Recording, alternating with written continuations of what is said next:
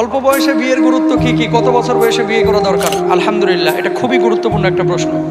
রাসূল সাল্লাল্লাহু আলাইহি ওয়াসাল্লাম বলছেন, ইয়া মাশারাশ শাবাব মান ইসতাতা মিনকুমুল বাআতা ফালিয়াতাযাওয়াজ।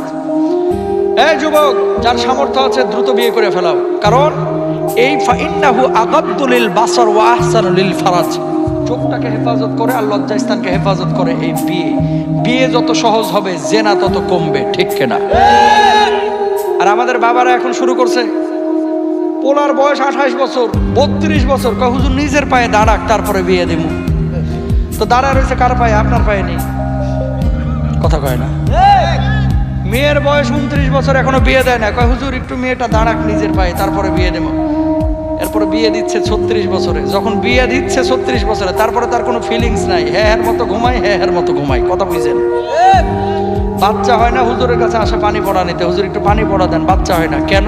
36 বছরে বিয়ে করলে কি লেগে?